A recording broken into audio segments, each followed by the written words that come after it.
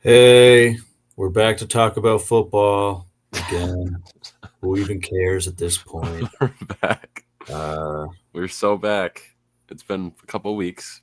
I, We I, picked the right week to come back, I think. what a terrible fucking week to come back at. Well, yeah, I mean, I guess that's what that's the ups and downs of being NFL fans here. Uh, Jack, I know there's a big game this last week that you really want to talk about.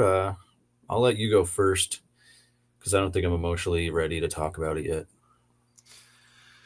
Okay. So I just threw the link up on our Instagram story there, so the good viewers, the good followers saw that we're Good old live. folks.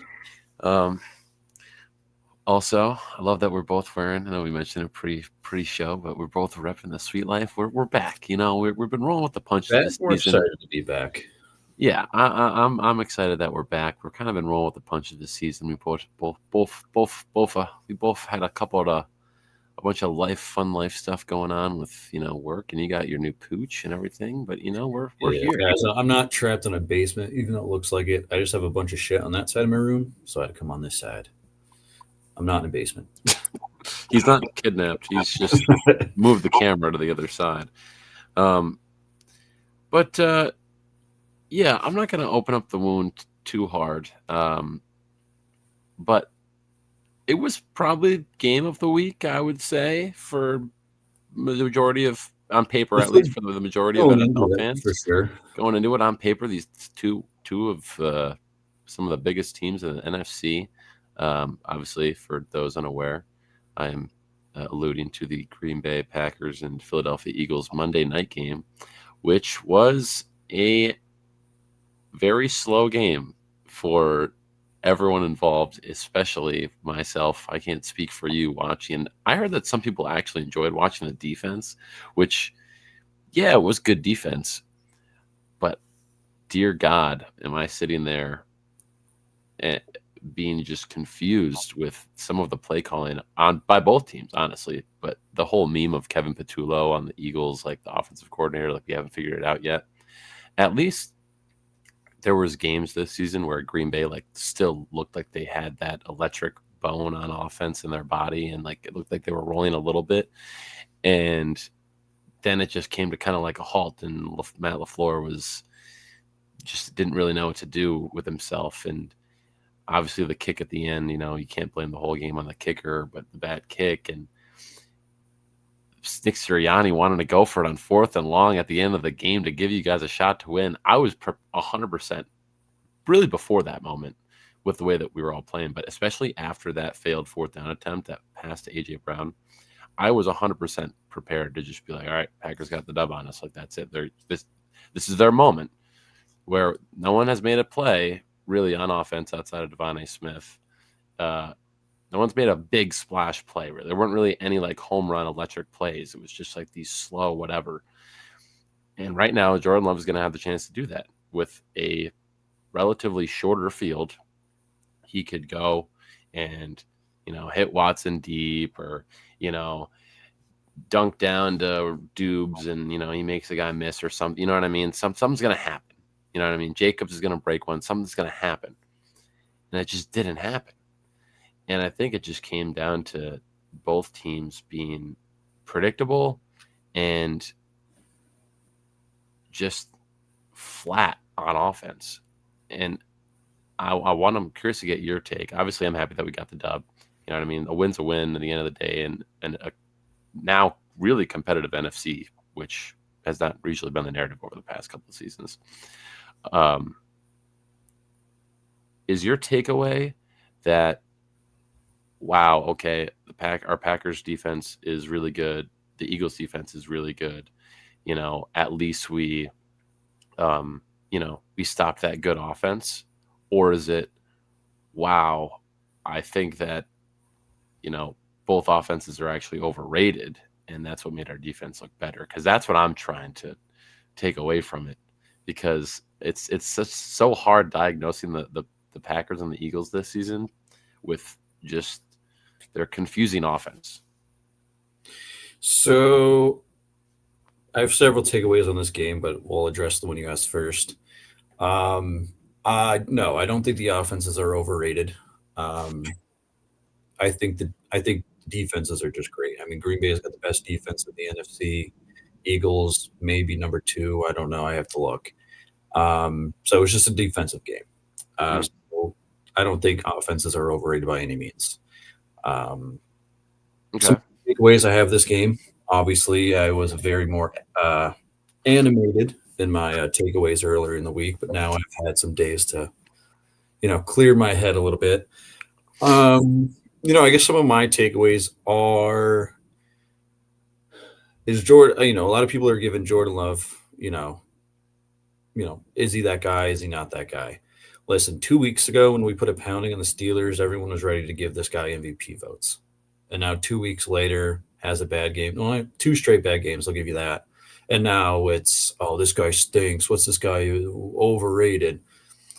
Let's cool it. He's fine. I saw a stat the other day. First 50 starts, it's like him, Mahomes, Dak, and Russell Wilson are like the only quarterbacks to have over a certain amount of yards. I forget what the exact numbers are, but like he's fine. Like he's good. He's not overrated. I'm not trying to be biased. I mean, we paid him $55 million a year, which leads me to my second point is being that we're paying him so much. I think LaFleur is being too conservative with his play calling at this point. You get that 4th and 1 or 4th and 2, and the Eagles defensive lineman was like, "Hey, run here, run here." Inside zone this way. Inside zone this way. He's becoming too predictable, too conservative. But look what happened, late in that game when Jordan Love was flinging it. He had that 20-yard completion to Watson. He would have had that 4th and 7 that might another takeaway coming up. Bo Melton hits him right in the numbers and he drops it. So I think what they need to do going forward is just put it in Love's hand a little more. Granted, you have Josh Jacobs, so I understand you want to get him the touches, but it's got to stop with the run, pass, run, pass. Like we saw it. It's too predictable. It's been way too predictable. Third takeaway, I was really kind of in my feels, obviously, that we lost and everything. But then I look back, and why did our offense not play that well? Well, Elgin Jenkins went down. Our starting center, all-pro. Tucker Kraft. Lost him for the year. Tucker Kraft being down. Kraft is down. We lost him last year. We haven't had Jaden Reed since week 2. Matthew Golden didn't play. Dobbs went out in the late second, early third. So we were rolling out receivers of Christian Watson in his third game back, Dontavian Wicks, who was out last week, so he's coming off an injury. And then our receiver 3 for that game was a man that we then converted to corner. He's currently our 4th string corner. And I don't know, do you know why you convert from a receiver to corner? Because you cannot catch the football. Because you can't catch. And that was our receiver 3 for that game for the second half. So looking back at that, I'm like, I see why, LaFleur maybe wanted to go a little more run and played a little more conservatively. So I get that. Looking back, I get it. But then you also look at the Carolina game. He was very conservative then too. So it's like, I think we need to throw it out more. Watson will be back. Hopefully we get Golden back. Reed should be back Thanksgiving Day, they're saying. So I'm hoping now, as our receivers get healthy, we start to throw the ball a little more. And, another thing I'm seeing, I don't imagine you follow a lot of Green Bay, social media, pages. But there's some hot conversation about Matt LaFleur's contract being up this year. And I saw a very good question. I forget which page it was, but I saw a very good question is, do we want to extend LaFleur and let Hafley walk? Because Hafley's going to get head coaching job offers after this year easily. Or do we let LaFleur walk, keep Hafley at head coach? I kind of steer that way. I think I'd rather, because you got to look, our offensive coordinator stinks. Our special teams coordinator stinks. Our offensive coordinator doesn't even do anything. He's not even calling plays. It's LaFleur. So, I think what we got to do is, because I'm going on a rant here, but Green Bay would have been in the playoffs since 2020 if it weren't for the NFL introducing a 7th seed. So this would be 5 seasons now that Green Bay has missed the playoffs. if it weren't for that 7th seed. Yeah. So it's just something to think about. I much LaFleur, like if it comes down to that, I rather the Halfley route, keep him and let LaFleur walk. I'm sure there's a bunch of things I'm also forgetting about, but I think I'm trying to be an optimistic pessimist about the rest of the year. And we'll see how it goes. Another topic of note before we close the wound, and it has nothing to do with the Eagles game. But just to stay on the Packers note, I was having a conversation. Shout out my buddy Jordan, who is also a Packers fan and is also probably feeling the same way Mr. Michael Wilson is feeling here today on the show. I was speaking to him, and he had an interesting take. This was about a week or two ago now, and he made mention that there's no way that the Bears are going to get in the playoffs. Currently, the NFC North standings are Lions 6-3, Bears 6-3. Bears are currently tied with the Lions, mind you. Then you guys are right behind those two in technically, I guess, second place or third place, depending on how you look at it, 5-3 and 1. So you have that tie still. And the Vikings are 1 win behind you guys with 4-5. And now JJ McCarthy that's another thing doesn't look very good right now, but it's 1 win. We still have 5 division games to go, though. We're 1-0 in the division. We have 5 more. We play the Bears twice. We play the Vikings twice. We have the Lions one more time. So this division's not out of reach. We can easily still win this division. We can get a top 3 seed. I'm not worrying about us missing the playoffs. I just think if we keep playing the way we are, we may not. Because if we play how we played last week, say when we go to Chicago, am I confident that we're going to beat them like we normally do? No. Probably not. Am I confident if we go to Detroit later in the year that we beat them? Oh, God, no. Yeah, and that question isn't to say, oh, the Packers aren't going to make the playoffs, because I don't believe that straight up. But when it comes down to conversations about which division is the most competitive in the NFL right now, it's easily the NFC North for me. And I don't think that you could count out even the. I mean, probably maybe you count out the Vikings, but I don't even count out. I don't even count if the Vikings were a wild card team, I would not be surprised. Mm-mm. They were the only team going in the last week that every team was 500 or better. I mean, even going back to last season, too, they were one of the most competitive divisions, too. That's the funny thing, too, about right now in the season. And it's funny because we just had the Patriots beat the Jets on Thursday Night Football. And the Patriots have only won against 2 winning teams, the Bills and the Buccaneers.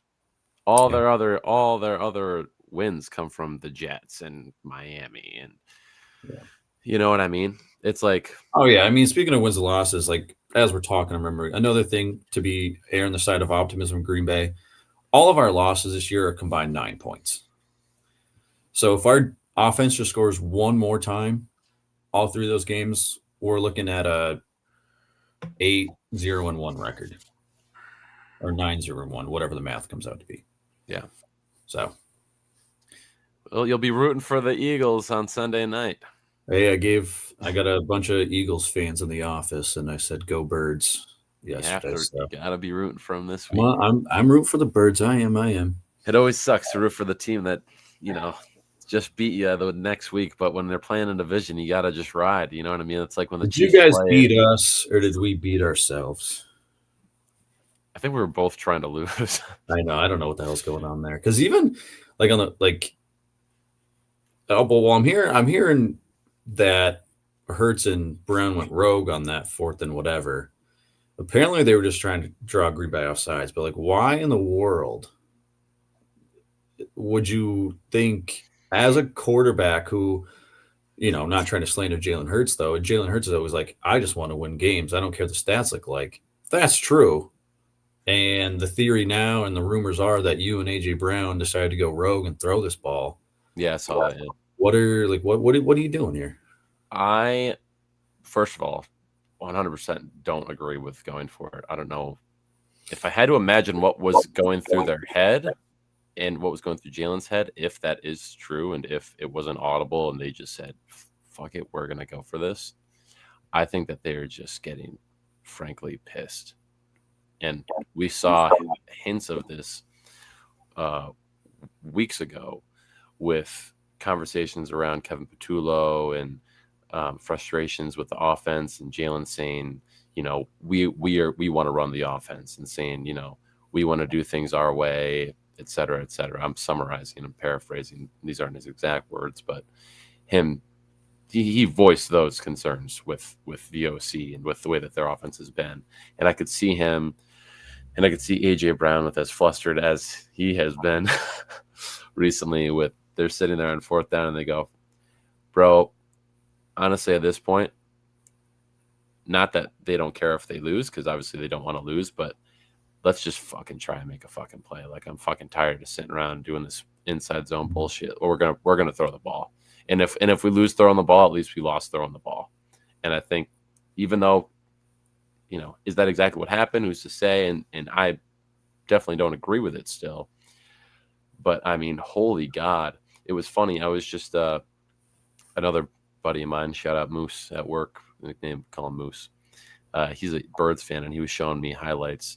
Sent me a thing on Instagram of when the Eagles went off against the Lions last year or 2 seasons ago. I think it was last year. Yeah, because I was saying, didn't they do this a couple AJ Brown had a dog game, like just went off, like a dozen catches for like $150 and 2 touchdowns, like crazy, just crazy. I can't remember the stats off the top of my head, but you're just seeing this clip where Jalen, and it's like they're like quick cuts and everything, but over the course of the same game of just Jalen hitting AJ Brown, hitting him again, hitting him low, and then he runs for a first down, throwing him a 50-50 ball, and AJ Brown comes down with it, throw him another 50-50 ball, and AJ Brown comes up with it, throwing him a check down, and AJ Brown stiff arms a man and runs for a first down. And I told him, I said, as much as I disagree with the whole, wide receiver diva conspiracy, whatever, whisper in the locker room, and him, saying stuff like, "Oh, drop me in fantasy," live on stream, and him saying like, "Oh, I want to get the ball." Blah, blah, blah.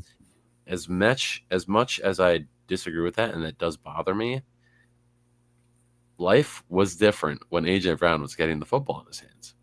Sure, it was just different. It was different, and that's not to say that we should throw the ball 50 times to AJ Brown a game, because we have a young man who was just in MVP conversations last season, who, mind you, hasn't looked exactly the same, but we have tried to make our identity Saquon Barkley because of how effective he was at running the ball with our healthy offensive line. But now we have injuries to our offensive line, and now Saquon is a year older, and that's not to say that we should stop trying to run the ball. I am always an advocate for running the ball. You need to make sure that you could constantly threaten a defense with play action. You need to be able to run the ball to win in football. That being said, when you can't run the ball, you need to be able to pass. And Kevin Patullo, I don't know if he just doesn't trust Jalen Hurts, doesn't trust wideouts. I don't know why he wouldn't. I don't know if he just doesn't enjoy pass plays, if he just wants to constantly scheme everything around like RPOs and runs and whatever. It's like, it could be the same thing I was saying LaFleur, just being too conservative with it.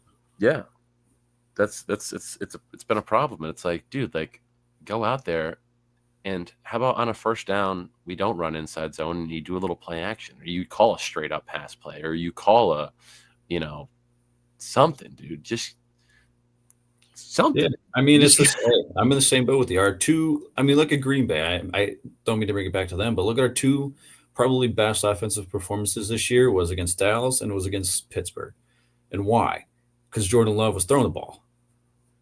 And Dallas's defense is ass. Well, yes, and Pittsburgh's is too. But I mean, it's just like, you're going to tell me Pittsburgh kind of turned it around a little bit. You couldn't throw the ball a little more against Carolina. We couldn't throw the ball a little more against Cleveland. I mean, granted, Love got picked off in Cleveland, so Carolina. I'll take that one back. But we couldn't do a little more against Carolina. I mean, Carolina is rolling right now, dude. I mean, Carolina is rolling, dude. It's because they know we're rooting for them. They're 5-5, baby. They're 500 right now. We love to see it. All right, we ranted a lot. All right, let's get to our first question here. We got Galaxy Pickers. Thank you for being here. Rosters: May, JT Judkins, Mark Harvey, Lamb, Lyndon, Doozy Diggs, Goddard. Any moves to make or stay put? 8-1. I mean, I would just say stay put. I mean, if it ain't broke, don't fix it. You know what they say? Snake's got a good question. We'll get there. I know. I started. So I didn't read the whole question, but yeah, I mean, I'm in the firm the the theory here. You know, they say if it ain't broke, don't fix it. I think just stay put, man. I don't really know what you could do at this point. Rosters: May, JT Judkins, Mark Harvey, Lamb. It's always funny when people send like their whole team. I'm like, oh, I have to like focus in on everything and like taking all these names. I mean, May, you know, you're 8-1.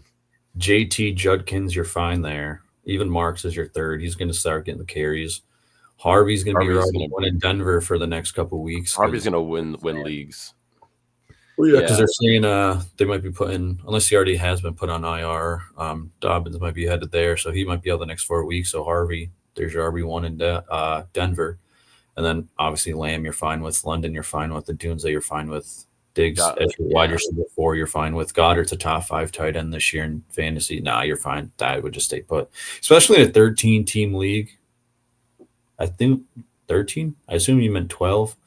But even a 12-man league, like, I mean, your waivers are probably pretty thin at this point. You can try. I mean, you can try and trade, but I mean, you could. I wouldn't even know what to do. Like, if you didn't feel good about Marks or Harvey going forward, maybe pair one of them up with a Dunze or Diggs and see if you can get a better RB3 would be the only thing I could think of. But if Woods and Harvey are your RBs 3 and 4, I think you're fine, man. Yeah, if I'm 8-1, I'm looking at this team. I mean, it also depends on like structure too. Like, is it you start 2 running backs, 3 receivers, 1 or 2 flex? I mean, that all depends. PPR and all that depends too. But I think you're fine where you're at, man. Yeah, I like the team. All right, Barely Fantasy. Thank you for being here. What's up, gentlemen? Glad to be part of Get Right Fantasy Network with you both, even as a Packers hater. All right, you can't have them all, but we're happy that you're part. Bear down. We're happy that you're part of it too. We don't discriminate. You're welcome, even as a Bears fan. Barely Fantasy is a great name, by the way.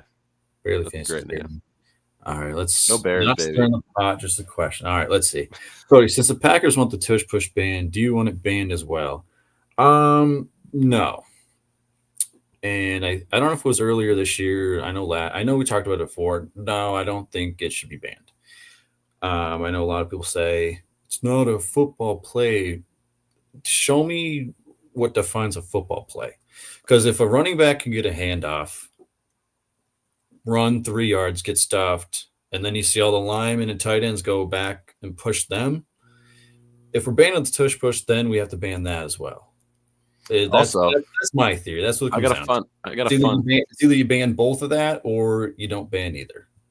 It's hard to ban. I do think there's an epidemic with the tush push right now. And listen, Green Bay did it when they went for the sneak. The false starts. Yeah. I think that's a big problem going on now. I don't care about the tush push because tush push. Run it every play you want. I don't give a shit about that. I think it's the false starts that now it's been 4, 5, 6 weeks that it seems like there's been a controversial play where the Eagles do go the tush push and the right guards jumping or the left guards jumping early. I got a fun stat for you too for Snake, and also is not stirring the pot. No, I mean I don't think it should be banned. I got a fun stat for Snake and for you as well, Mr. Michael Wilson. The Bills head coach Sean McDermott was a very big proponent for banning the tush push. It's not a safe play. There's too many injuries, even though the guy calling bounties on players' heads is saying it's not a safe play. Yeah, the 9/11 denier or whatever he is. Even though there's never historically been any documented injuries over the tush push, Sean McDermott and the Buffalo Bills and Josh Allen himself have more tush push touchdowns on the season than Jalen Hurts and the Philadelphia Eagles as of this moment. They Yeah, have them. They have no like problem 2 with on play them. itself. I have So no problem with the actual play. it's just It's funny false though. starts that I think we need to crack down on. The false starts are something worth noting for sure. But I think it's funny that whenever Josh Allen does the tush push, it's the big lovable white guy who's dating Haley Steinfeld, and it's like, oh, look at them. You know, you got fucking Jim Nance. You know, oh, look at them. They just pushed him right in there. The team works together. But when it's Jalen, it's like, oh, I don't know, Jim. It's a tough play to call, Jim. I don't know if I like this. But when it's Josh Allen, it's, oh, look, they pushed him right in there. He's such a good quarterback. It's like, okay, how about we just all acknowledge the tush push for what it is and say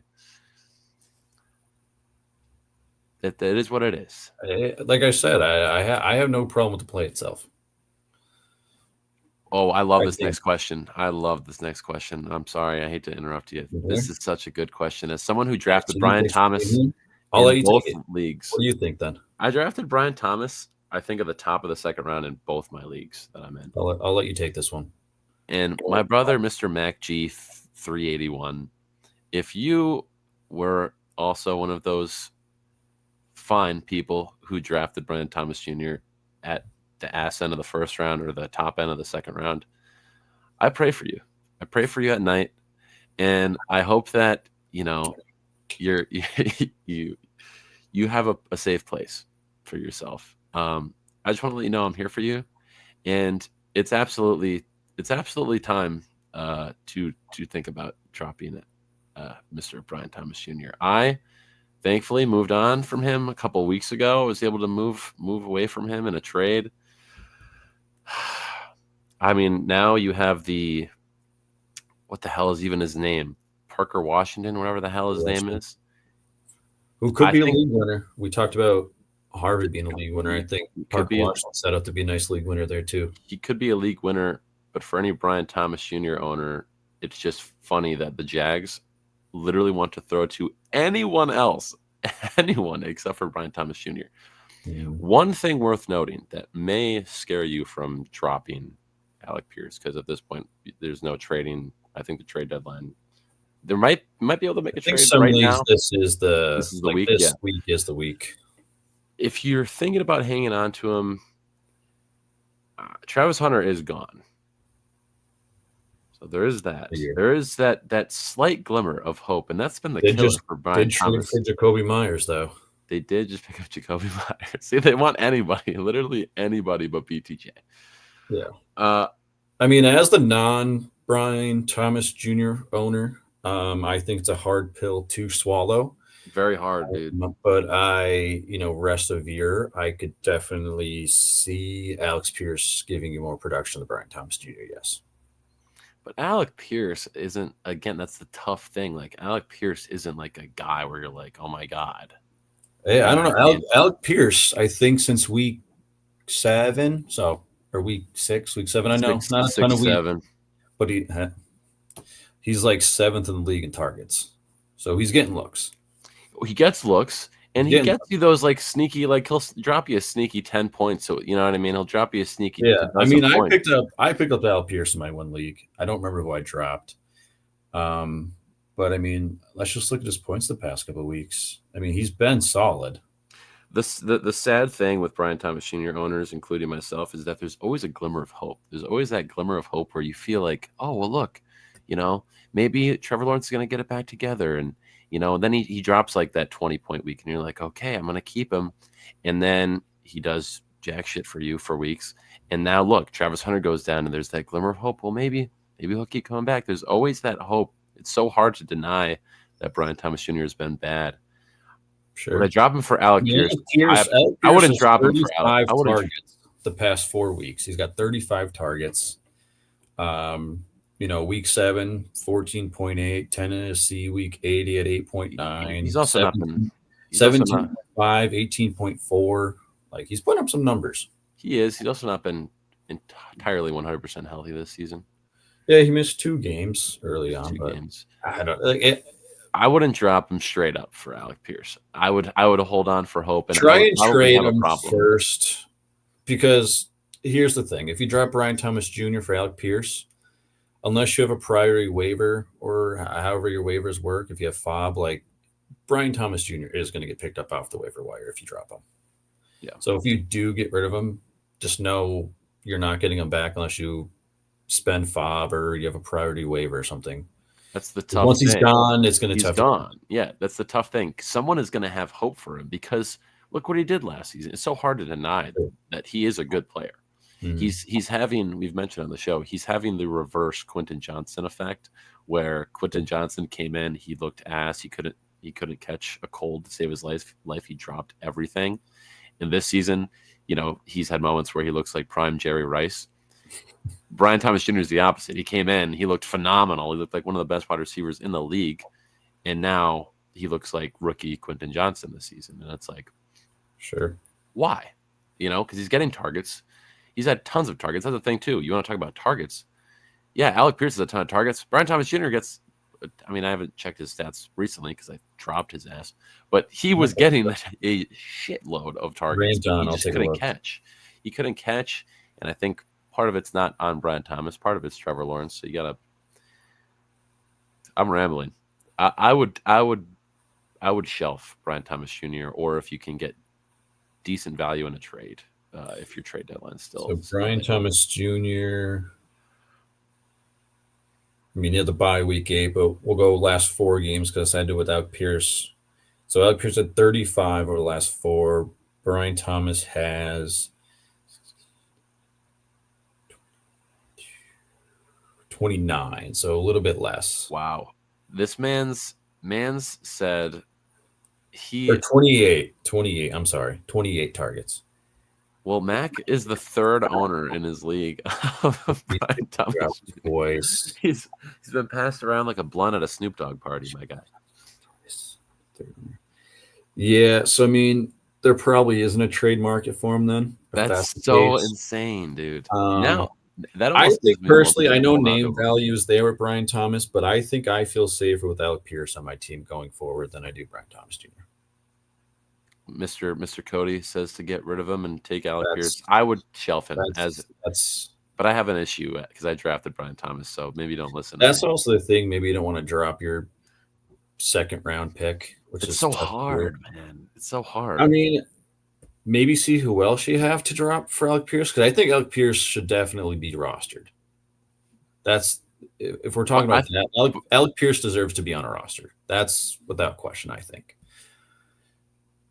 Dropping Brian Thomas Jr. for him's tough.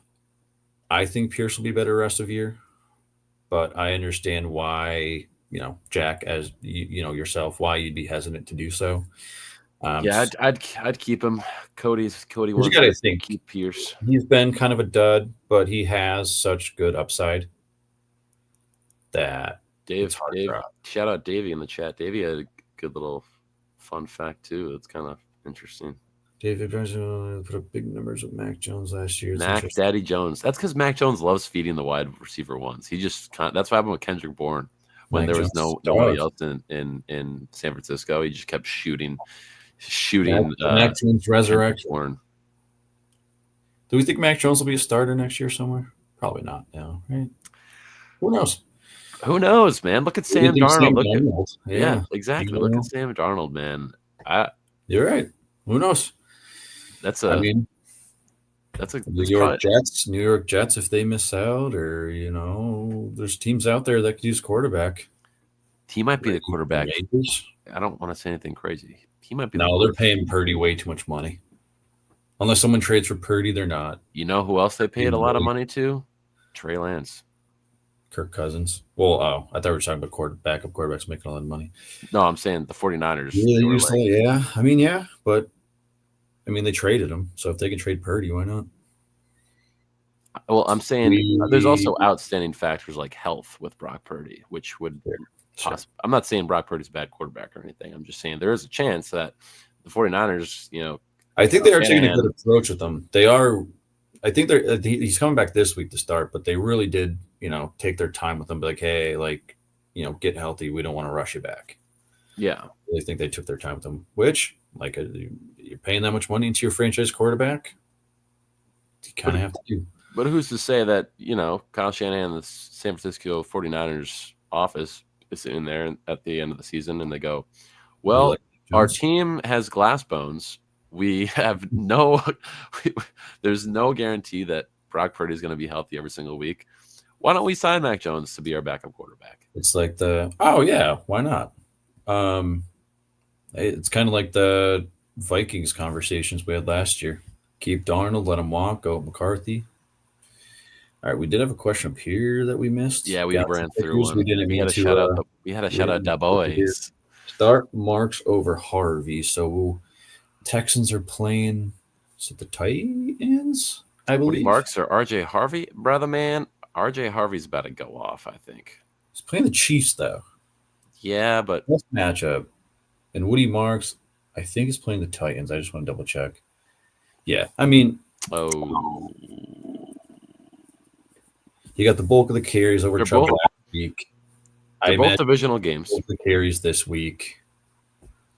Matchup-wise, Marks has the much better matchup. I'm taking Harvey 100%. I don't even know if I'm about it. I think I almost thought about it. I need to ride RJ Harvey. He's looked good when he touches the ball. He's shown that he can make some splash plays. Yeah, but you know what Sean Payton is famous for? Having a running back. And guess what? I don't know what DraftKings has it as. Take Tyler Beatty over like 4.5 carries. Tyler Beatty's going to get a handful of carries. Yeah. Oh yeah, he likes throwing a couple guys in there, but he's not going to give Harvey the workload he should.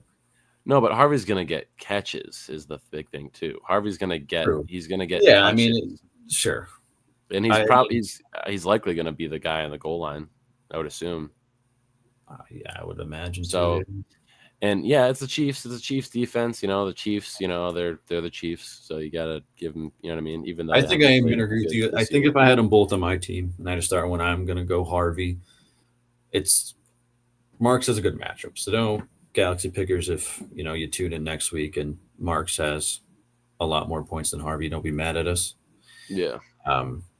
I think despite the matchup, I'd go Harvey too. Chiefs running defense is sort of. Like, would you rather put $100 on Woody Marks anytime touchdown or RJ Harvey anytime touchdown? I want Harvey. You want Woody Marks, dude? I mean, they're both not bad. They're both not bad. That's the thing. It's kind of close, man. but I like Harvey. I like Harvey. I like Harvey only because he doesn't have a Nick Chubb in his way of carries. That's the thing too. There's no, you mentioned, Sean McVay has in the past had that, running back carousel rather. Yeah. The Texans have kind of been doing that too. You know what I mean? Yeah, because we're Marks. But now J.K. Dobbins is still injured. Technically listed as RB2. So, I mean, they're going to give Chubb his handful of carries too. And plus with J.K. officially being out, I mean, RJ Harvey, he might have to lean on Harvey way more than he would. Yeah, well, that's what I mean. That's what I mean. Like, there's no Dobbins to take away from Harvey, but there is a Chubb to take away from Marks. Absolutely. What I'm saying. Yeah, I guess go Harvey, but it's like a 51-49 for me. I'm probably about 60. I'm probably about 60-40 for me. 60-40, 70-30, 80-20. 6-7. 6-7. All right. Wait, I think Mac, we had a follow up here. AJ DK as well, and he was my brother in Christ. AJ Brown and Brian Thomas Jr. I pray for you, brother. Well, AJ Brown did say if you have him on fantasy to drop him, so he did. Oh no, I'm telling you right now, though. You want to talk about $100 on anytime TDs? AJ Brown is scoring this week, bro. AJ Brown's he's getting in the end zone this week. I'm telling you right now. He's got to get in the end. Sure hope so. Davey, thoughts on Ricky Pearsall? He says. Yeah, I was gonna bring that one up. Sticky Ricky. I like Ricky when he can stay healthy. However, that seems to be an issue this year. Is he healthy right now? This might be his. I think he's coming back. Is this his first game back? Was it back last week? I don't have Ricky in either league, so I have kind of like I don't have Ricky in anything. Sort of straight away from Ricky himself. Yeah, so he hasn't played. This will be his first week back since week 4 was the last week he played. Comes back against Arizona. He's coming back with Mac, dude. That's kind of sick. Back with no Brock's Or back. Purdy with Mac being out. I mean, I like him. He might get the Will Johnson treatment. Who Will Johnson could sneakily be your defensive rookie of the year. He's been playing phenomenally. I mean, 49ers are so weird, dude. I mean, it depends. Are we thoughts this week or rest of year this week? Maybe pump the brakes. First week back, they might give him a snap count. Rest the season, receiver one role is his whenever he is back and fully healthy. Yeah, I mean, Dave, you must have him in a different league because you don't have him in our league. But I was just checking to see who has him. Justin has him. I'd be surprised if he was starting honest. That's the thing. If you have Ricky Pearsall on your team, like you can't confidently start. I mean, maybe you have to roll the dice, but depending on my other options, I probably leave him on the bench this week. Right. Like if you're really down bad, like you flex him or whatever, but like you're not like confident putting him in your wide receiver. Now, if you have a team like me in fantasy, I'd probably start him because if you have a team of Garrett Wilson and Marvin Harrison Jr. and who else did I have? My bench, I have like 5 IR guys on my bench. It's terrible. It's tough because if you're in my situation, you're probably starting Ricky Pearsall. But if you have, other serviceable options, maybe. Yeah. Yeah, he mentioned it was in other dynasty league traded for Justin for Waddle. Well, yeah, Waddle's better, but it's just also so tough. Waddle might trade. Well, I don't know. They said they don't want to trade him, but then they might trade him. Waddle. Oh, I think one for one. I'd rather Waddle. Yeah, that sounds right to say. I'd rather have Waddle on my team right now than Sticky Ricky. As much as I like Sticky Ricky coming out of Florida, I mean, he's a good player. He's just the 49ers are so weird with their offense because obviously the name of that offense is Christian McCaffrey. But then you got Kittle, and then whenever it comes down to like passing on a third down, it could literally go to any one of their number 1, number 2, number 3, number 4 starting wide receivers. Like it's just a roll of the dice, dude. It's just a crapshoot of is it going to go to Jawan Jennings? Is it going to go to Kendrick Bourne? Is it going to go to Ricky? You know what I mean? Like it's like there's not like that clear number 1 guy where it's like that looming return of Ayuk possibly at some point this year. Yeah, sounding like it probably won't be this year, but and that's the thing too. Even on passing third downs, the ball could still go to Christian McCaffrey. It could still go to Kittle or Tongues, the backup tight end. Like just Shanahan smokes crack when it comes to who the ball is going to go to on third down. So it's just I'm not confident. Like if I had Ricky on my team, I wouldn't be starting this week probably. Yeah. Well, like I said, depending if you have no option, but. I'd probably be hesitant. All right, we got Nino Pena. Thanks for being your star. 1 wide receiver and 2 flex. Jacoby, Higgins, Tez, Harvey, Algier Hunt. Tez.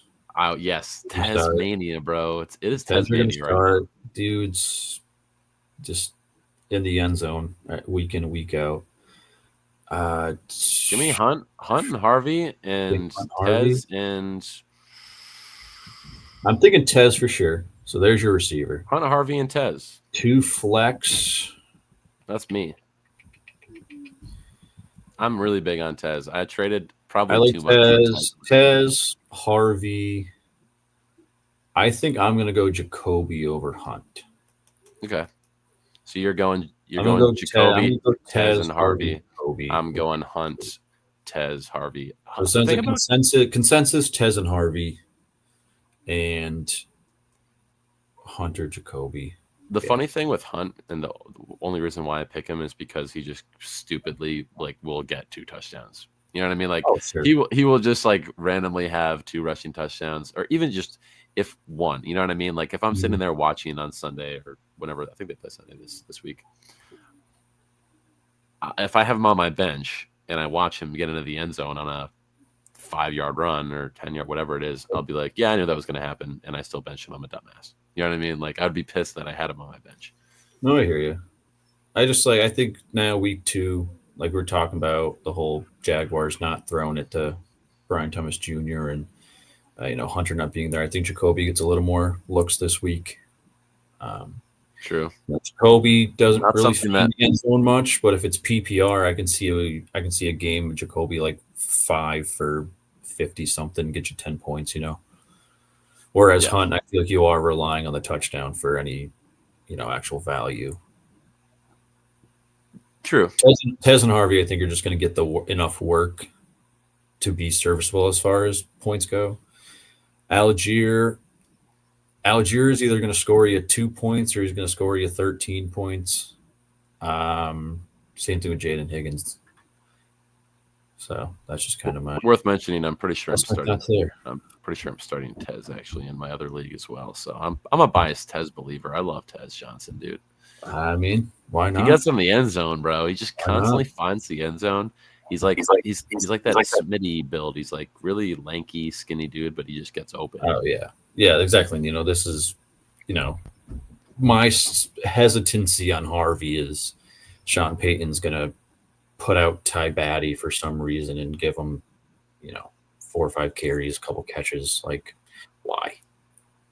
He will, he might, but Harvey's looked good, man. He's looked good. That's what I'm saying. He does look good, and Tyler Batty shouldn't have these carries, but he's going to get them. You wanna hit one more question and then maybe run through the pick'ems? Ooh, And that we one could, just we could snuck always in. hit questions while we do pick'ems too. All right, hello. We're on a roll here. On a hot buttered roll Hopefully I'm right saying now. this right. Frank Nunes. I hope I say that right. If I didn't, I apologize. Hello. Nunes? 1 RB and 1 flex, 0.5 PPR Brown, Woody, Harvey Flowers, or JMO. I think you're going Chase Brown. He's been playing very well the last couple of weeks. Plays Pittsburgh's defense, which again, last time we played Pittsburgh went off. So I like Brown. I like Brown too, and you know who I'm gonna say after Brown. Harvey's. I'm gonna say Harvey and Brown. Yeah, it's probably Brown and Harvey here too. I don't know. Flowers has been pretty consistent. 0.5 PPR, so you're getting half point for the catch. Harvey's going to catch it. Brown, lock in Brown, and then coin flip Harvey Flowers. for me. Half PPR though, I feel like you want touchdowns in any format, but half PPR, I Yeah, feel like but Flowers would particularly. score. Yeah, he could. No, any one of these guys. And could score. Jamo's been a little disappointing this year. I think he deserves more looks. I don't know. Brown, and for me, flip a coin for Harvey and Flowers. But if you want to just get the group consensus, go Brown, Harvey. Yeah, that's my pick. That's my pick, boy. All right, yeah, let's we'll answer questions as they come in. But we are going to get started with our picks this week. Let me just Hell yeah, brother man. log into my DraftKings quick here. This is a good Sweet Life comeback day, dude. We had a bunch of the boys in the chat. We had Jake, Of we had course. Dave, we had a bunch of questions. Hey, It's a good Frank, day, we're man. here for anytime. Yeah, man, we had the boys were excited we're back. Absolutely. All right. There's going to be a Sweet Life pop-up show at the dugout tonight, too, if any of the boys want to pop out. Whoa. Whoa. Hold on now. I was unaware of this. Well, now you're aware. I could do that. All right. Locked in.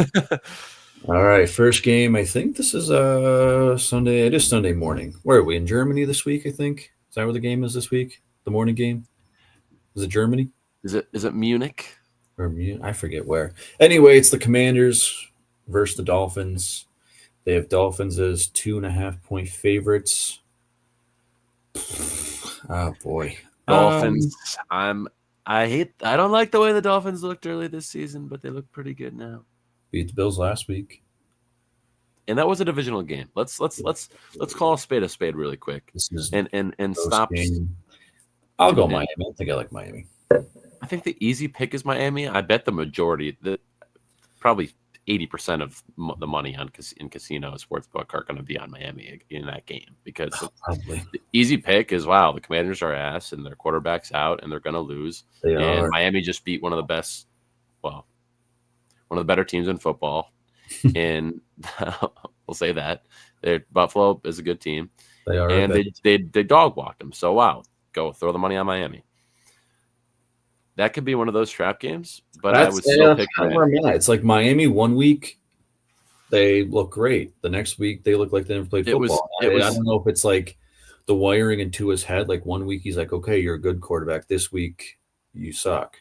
It was like, funny, though. Like the 1 week, he threw for 4 touchdowns. Next week, he played like dog shit. And then he beats the Bills. And then it's like, are we going to get a dog shit game this week? Yeah, it was funny, though, because right now the Dolphins are 3-7, right? And John Gruden had this funny take, so I'll give credit to John Gruden. I'm just the messenger. Right now the Dolphins are 3-7, right? In the AFC East, you got the Patriots and Bills in front of you, and obviously they're the Patriots. Hot damn, Bills.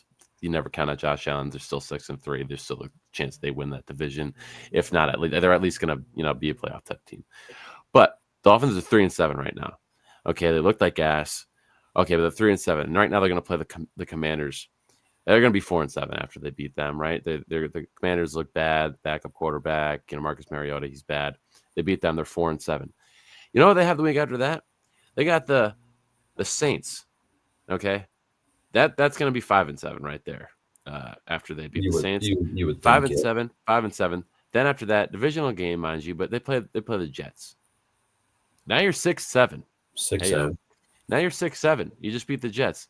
Then they go and they play the Steelers. Is everyone's going to say that the Steelers are going to beat the Dolphins after they're 6-7? No meme. No, there's a chance that they where he's coming from. There's a chance they go now they go 7-7. They're 500, and then they play the Bengals.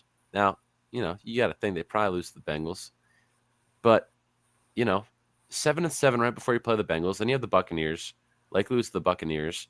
And then you play divisional opponent against the Patriots. The Patriots might not even play their starters, and that could be a free win. So it's really an interesting thing going on here with Miami and their schedule. Sure.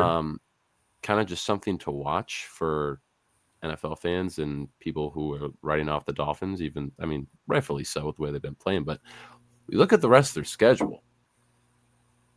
This is a 500, if not above 500 team.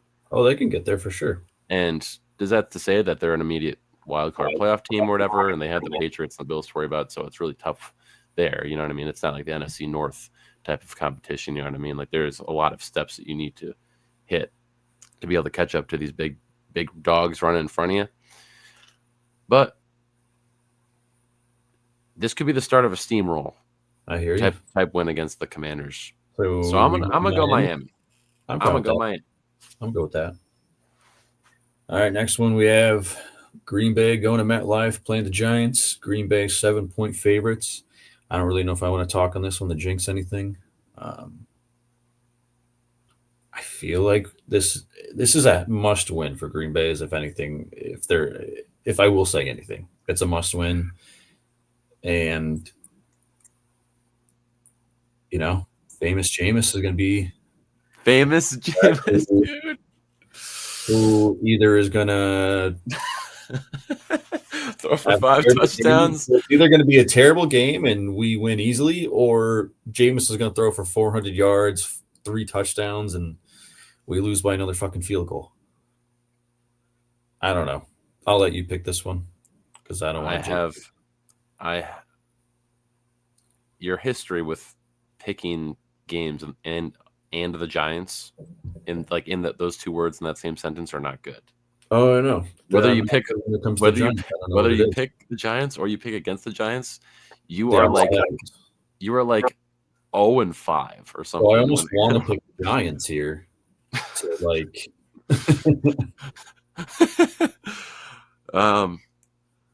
I'll tell you right now, if we were picking the spread, 7 points. I like the Giants getting 7.5. If I was picking the spread, win. I don't know. I'm not even gonna say anything. I want to talk, but I'm not going to. I'm gonna let you have this one. I don't even want to say anything. Okay. All I'm saying I will is say, for Green Bay is that all I'm saying. I will say, for the sake of when we want to talk about trap games, I mean this has also got trap game written on it. However, if we were doing the spread, as I mentioned, if we were doing spread and the spread was 7.5, and the Giants were getting 7.5, I would take that. I would take that, and I would take the money to the bank because Jameis Winston is a grenade waiting to go off for both teams. He could blow up his own team, or he could blow up the Green Bay Packers and Matt LaFleur. Like, Either way. I wouldn't be surprised if I see Matt LaFleur's head, head rolling on the sideline. You know what I mean? Just bloodied Matt LaFleur head, just going insane. Packer fans scream, like, just with their hands like this because Jameis Winston just threw for his third touchdown pass of the day and has over 250 yards. You know what I mean? Like, that would look like if that's the case. But I also wouldn't be surprised if he had those two or three touchdowns, and also threw 2 interceptions that were pick sixes, and the Packers fans are jumping up and down because, you know what I mean. Random Packers defensive player, fucking, who's your linebacker? That's good. Quay Walker, edge. Quay Walker. Quay Walker has 3 sacks and he has a pick six. You know what I mean? Like, something stupid like that happens. Yeah. For the sake of the show, for the sake of Green Bay's backs against the wall, they have the one tie against the Cowboys. They just lost to the Eagles. Are they going to keep losing the NFC East? For the sake of the show, I'm going to pick Green Bay. Okay.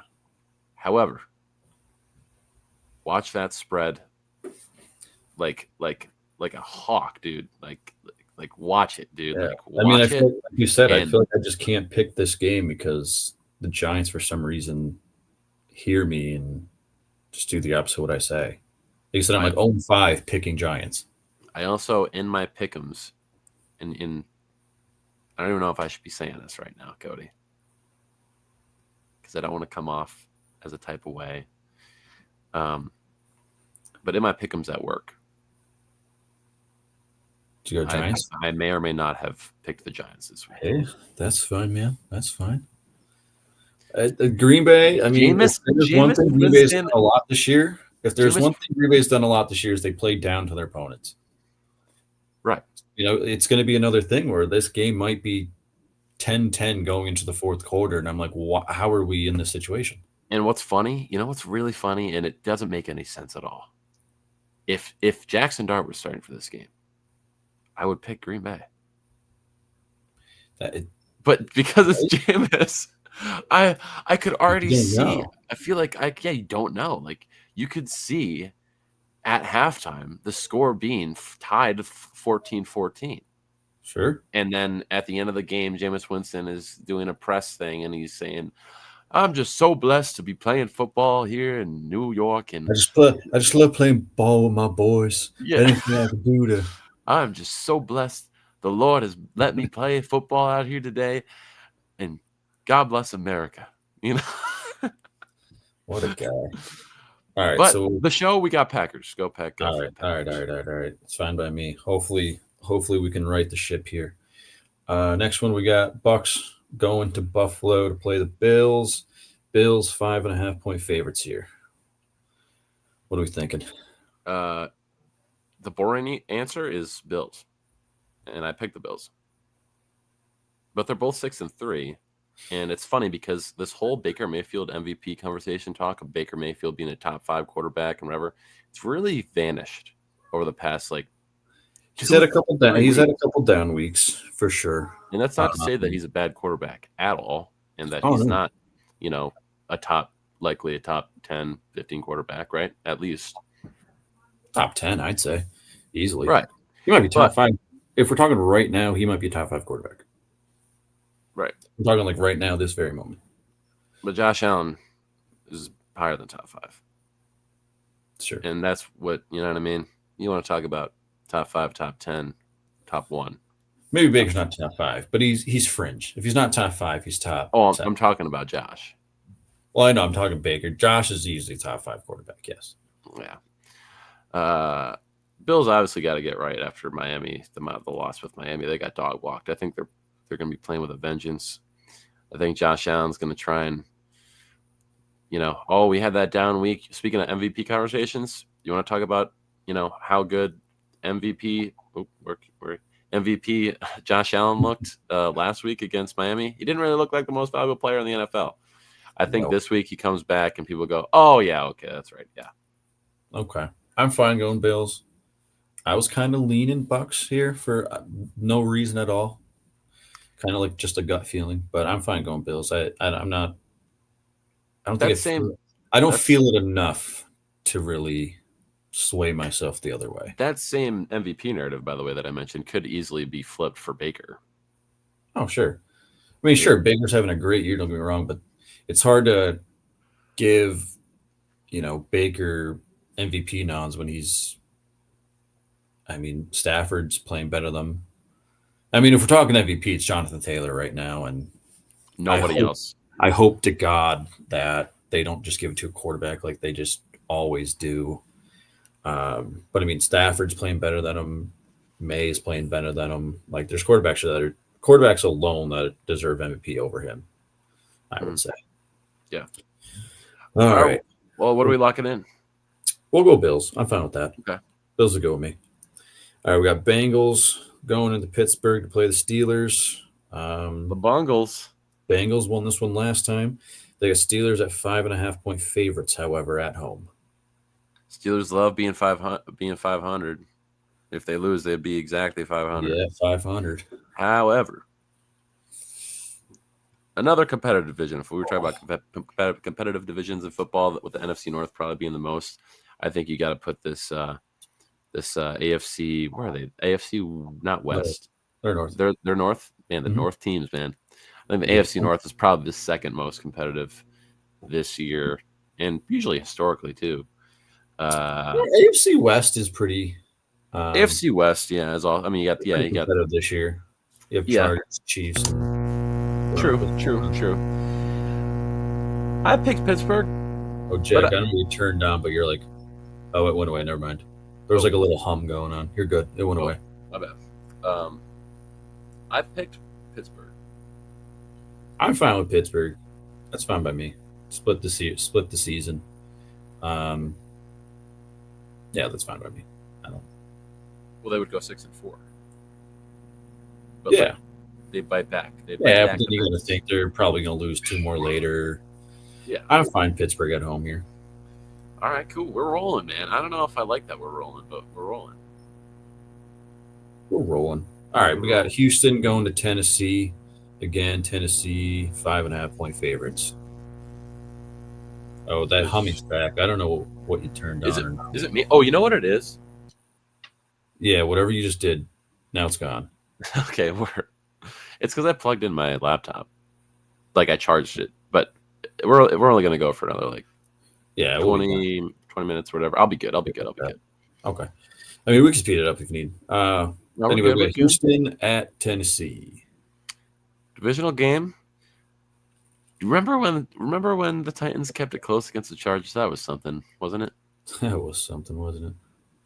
Titans got to, speaking of teams going 500, if the Texans win, they'll be 500. And the Texans, I feel like it's their O-line. If they had just an average O-line, they might have 8 wins. Like, they should be a much better team than they are. Titans you're talking about? Oh, no. The Texans. Talk about. Yes, okay. Yeah. Yes. Sorry if I accidentally said Tennessee. No, I kind of zoned out. I was reading a comment. No, you're good. I'd pick Houston. Houston's got to win, man. They have to win this game. Yeah, I mean, I'm going to pick Houston too. That could be a fun one, though. If we want I'm in the thought process of Tennessee is going to win at least one more game this year. I could see it. And how about this? If we come back and we don't have 1 or 2 dirty upset that we both kind of see or predict, I would be comfortable changing this to Tennessee as a prediction. Division game, in Tennessee, they got to win one more. They're not going to win one game all year, right? They should win one more. That's what I'm saying. The odds are that they win at least one more. They should All win. right. We'll lock Tennessee or Texans in for now. Ooh, Freudian slip. Well, maybe we just got to put Tennessee in there. All right, we'll move on for now. I have a big upset later though, so maybe we'll see. We got some We questions can talk rolling about in, it. so we got a couple. We're maybe about halfway through these. All right, let's see. Mac G's back with another one. What are some good defenses for rest of season to have? I know in a lot of my leagues, I have the Seahawks defense, and their schedule the rest of the year outside of playing the Rams twice is pretty good. Outside of that, I don't. I think Colts have been pretty Oh, reliable. the Patriots, you got to think Patriots going to play the Jets. They're going to play the Dolphins a few times. The Patriots have a pretty good end of season schedule. It's a good question because I was actually looking at defenses the other day to see. I think if I remember correctly, the Colts have a pretty good schedule for the rest of the year. They think they have to play Tennessee. I think at least one more time they play Tennessee. They could play Houston again. They play Jacksonville one more time, which are all not that great offenses. I'm trying to think of, I might be missing some, but those are three that come to my mind off memory. Yeah. I could. Yeah, my knee-jerk reaction now, but those are three that would come to my mind. You're also asking for me, at least the wrong guy, because I just stream defenses pretty much every week. So I don't, unless I pick up like I had the Colts rocking for a couple of weeks because they had a pretty good set of matchups and they've been playing pretty lights out. So that's why my knee-jerk reaction would be Colts. But I also just stream defenses. I kind of just go off the wire and look at the matchups, favorable matchups for the week. That's all. That's my 2 cents into the jar for you, brother Mac. The defenses now. I just looked at the Ravens. Don't really care for them rest of the year. See the Rams. Outside of Seattle, Tampa Bay next week, they go to Carolina, Arizona, Detroit, Seattle. So, Rams could be an option. Let's see, who's this? Oh, Texans might be a good option. Let's see. At Tennessee. Well, never mind. They play Buffalo, Colts, Chiefs 3 in a row. So maybe don't go them. And then they got what about Denver? Denver, they lost Surtain though, which obviously doesn't make them as good a defense. Yeah, they have the Raiders this week. Here. Patriots still have a bye though, is a thing. If you did want to go Patriots, they do have a bye week 14, but they play Cincinnati, which could be tough. Giants bye, Buffalo, Baltimore, Jets, Miami. So you can get by with that. Let's see. Line's probably not a good option. Yeah, he just mentioned he usually streams too, but his league mates are shell. If you don't have like a top 3 to 5 defense, maybe even top 7 defense, you're probably streaming anyway as your best option. Yeah, and maybe I'm wrong for this, but I don't really hold defense to a super high standard where I would shelf defenses on my bench. Like I don't. Oh no, I always just carry one. I thankfully draft Seahawks in a bunch of leagues, and I've just been getting lucky with them. Like if I'm playing against a guy in a league in one of my leagues who has 3 defenses on their bench, and they really think they're going to beat me because they made the right pick to start a defense, I'm like, all right, fuck you. If your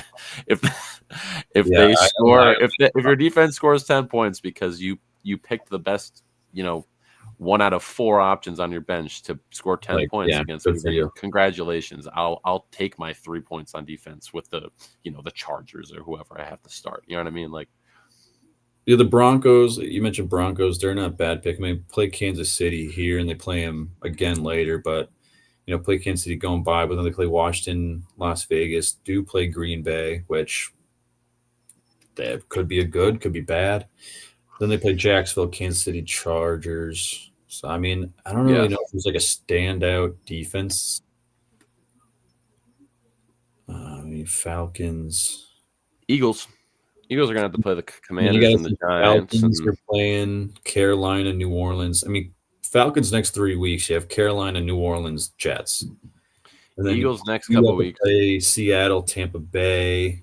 Then you play Arizona, Rams, New Orleans again. So Falcons might not be a bad option.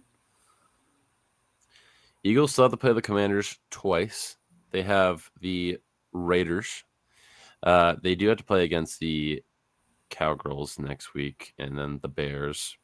Chargers kind of take it or leave it, and then the Bills later at the end of the season. So that's kind of like a, you know what I mean? Yeah. Take it or leave it. I mean, just looking at a couple of them, like the Falcons, like I said, Seahawks, you do play the Rams this week, but then you go Tennessee, Minnesota, Atlanta. Those are all, you feel kind of good playing your defense there. You then do go Indianapolis, Rams back to back, and then you go Carolina, San Francisco. Well, you don't have to worry about week 18. Most fantasy leagues don't go to week 18, but if you're, I don't know. I mean, defense is tough because you probably wouldn't think about starting Miami's defense against Buffalo last week, but they ended up playing pretty well. You know what I mean? That's the other thing that I was going to say. I really don't care about defense. Not to cut the conversation short, but like low key, and he mentioned his league mates that are out of it are just being petty, and it's like, hey, fuck the defense, brother. If they want to take the defense, I would just own it at that point too. I'd be like, you know what? I'm gonna start the fucking. Actually, I'm gonna start the Titans defense. Here's a strategy to do. Some weeks you're better off not even starting a defense. A couple weeks ago, I lost my matchup by 2.5 points, and my defense got me -3. That is, if I didn't start a defense, I would have won. So maybe just don't even start defenses. It's a good take. That's a good take. Mac KG, just go no D. Go no D rest of the season and just win out. There's also that option. We got Frank Nunes back again. How do you like Woody over 2.5 receptions? Ooh. I'd be hesitant. I don't know how much they're really going to throw the ball much. I'm going to say under, brother. Tennessee. I'd probably go under. 3 receptions, brother. Let's pull Woody. Let's see what Woody's doing. I know Woody is the pass catcher in that backfield. 3 though? Let's see. He's only gone over that 3 times all year. Granted, twice of those have come in the last 4 weeks. He had 2 last week. Give me the under for me. I don't know. Last time he played Tennessee, he did have 4 catches. And he's getting more involved. I'm still going under, though, I think. Because he missed it the last 2 weeks. So that might be. Maybe he's due. I don't know. It's a good line. Whoever has that line, DraftKings, whoever, it's a good line to put him at. Perfect line. I'd probably go under. I don't know. I don't know. All right, let's get back to before your computer dies. Oh yeah, where she's still chugging. She's probably got at least 25 minutes left in her high key. But we're fine then. Yeah. All right, next one. Where did we leave off though? We have Chicago going to Minnesota. Bear down. We have Vikings as a 3-point favorite. I'm going to take the plus money and go Chicago though. I go Chicago. I think we see 9. I think we see 9. 9 throw a maybe a little zesty turnover. Yeah, I'm not really sold on 9 yet. But I do think Ben Johnson and this offense are figuring it out. And I think Jalen Johnson for the Bears is coming back on defense, which obviously is going to help them out in that part.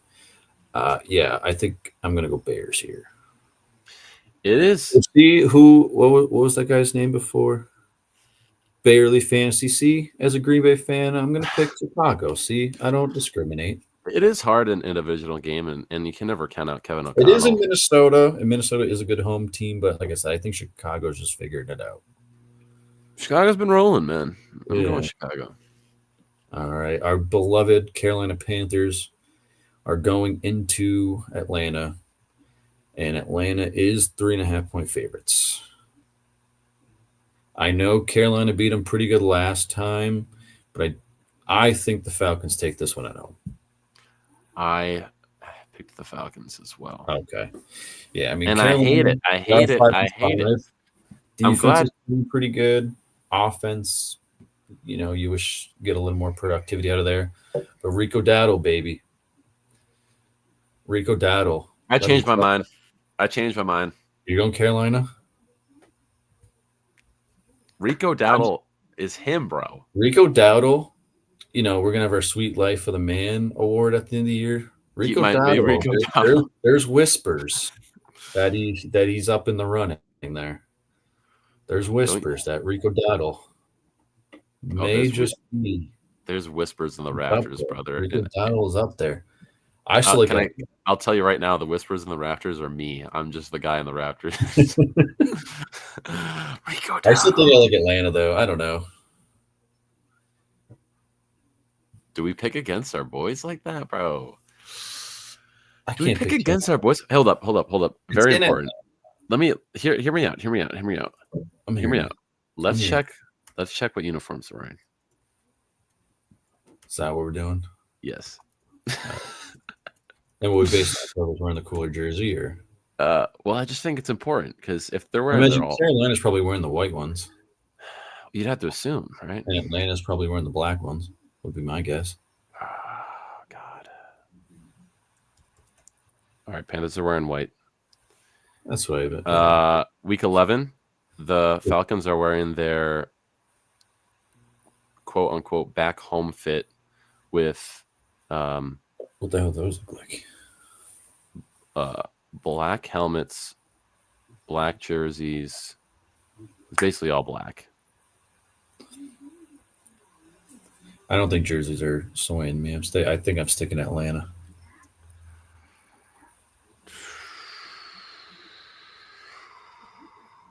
Let me double check this really quick. Yeah. Okay. You say you're sticking with Atlanta. I think I'm still staying Atlanta. It makes sense for Atlanta to win. They're 3-6, right? They have to be due. They got to get back on the board at home. They should. They should. But do they? All right, let's just do it. We'll go with your pick. We can go back to it if you want. We still have a veto in hand. Oh, I have that. I'm clutching my veto right now, thinking about that. We still got vetoes in hand, so that maybe we go back to that one. Which this one? Who you got? Who you got? We have Seattle going to LA to play the Rams. Rams 3.5-point favorites at home. I think the Rams remind people. I think they remind people that they are a team. I mean, not that people forgot they're 7-2, but like everyone and their mother has either the Seahawks or the Colts as like the best team in the NFL, right? Or the Patriots, because they look really good too. But like the talk of the town, if you will, has kind of been Seattle. And Sam Darnold is back, and their defense is playing like the Legion of Boom and all this, and they're running the ball, and JSN is like, Jesus Christ, JSN is Himothy. His middle name is actually. There's your, if Jonathan Taylor wins MVP, there's your offensive player of the year. Let me ask you this, because it's also the Cooper Kupp game. Do you see in the post game Cooper Kupp talking about how he beat his old team and saying, "Yeah, it was a great game," blah blah, or do you see him, you know what I mean, kind of like somber walking off, and Matt Stafford is asked about Cooper Kupp or something? No, I mean, Cooper's he's not a guy that's going to stir up anything. I think he'll be like, yeah, it was great to play against my former team, yada yada yada. Oh no, I'm not saying. I think we see a Stafford and Cooper Kupp hug and embrace, and maybe jersey swap or something. Do you see the hug embrace with like a happy Stafford that he just won, and he's just like, "Hey, it's good to see you"? Or you're asking me? Oh yeah, I think Rams win this. Yes, for sure. I think Rams win. Yeah, I'm going Rams. 13 touchdowns in his last 3 games. Stafford is rolling. The Rams are rolling. Seattle's rolling too, but it's rolling. But the Rams in LA, I'll take them. Yeah, before the season started too, the Rams. If it wasn't the Eagles, I remember mentioning that I think the Rams could go to the Super Bowl. I mean, now it sounds like just a common take. I think they were my pick, were they not? Didn't I say like Rams Steelers or something? I have mine written down. I can't remember if I wrote down yours or not. I have to find it. I mean, we have it on video as well. But I think I picked the Rams or the Bucks. You might have picked the Bucks. Forgot about, but hey, yeah, good pick by me. All right. We got I picked Eagles Steelers, so we'll see how that works. I picked Rams. Steelers. We both picked Steelers, I think. Or no. Did I pick Ravens? Fuck. I don't know who I picked. I'll have to go back. We'll figure that out. Let's figure it out. All right. We got Niners going to Arizona to play the Cardinals. Give me Brock Purdy coming back. The Niners at 3-point favorites. Yeah, I'm cool with that. Niners. Brock Purdy coming back. It's fine with me. I would say easily because now we're in November and like I said last season, Kyler Murray after October sucks. But we don't have Kyler Murray. Could you see a conversation on ESPN though on the following Monday where the 49ers lose and they're saying, you got Dan Orlovsky and Stephen A. They have kept Mac Jones. Mac Jones was winning you games. I could see it. I could see it too, but I think the Niners take it. I couldn't see it enough to not pick the Niners. Brock back. Yeah, and you're going against Jacoby. Ricky Pearsall back. They're getting healthier. Yeah. I like them. We'll go 49ers. Sticky Ricky. We were talking about him earlier. We got Baltimore going into Cleveland as 7.5-point favorites to play the Browns. And they cover. Yeah. It's Ravens. Yeah. I don't know. I mean, I know why. They need to be 500. They're 4-5 right. You drafted Gabriel earlier, so obviously you want to give him the first chance to start. But how long are you going to keep trotting this guy out and him just playing abysmally bad before you say, hey, maybe we should give this Shador guy a chance? He can't. If he does, hypotheticals, we're always talking about hypotheticals on this show. Hypothetically, they start Shador this week, and he does play worse. Guess what? You're probably going to lose anyway. Not like you're going. I don't think he would play. If he did play worse, it would not be that much worse. But if he did, I think it would be. You're not going from like. You're not going from like. I'm trying to think here. Like the question is, I got hurt recently, and then it was like we were screwed. It's not like the talent's not a big drop off, is what I'm trying to say.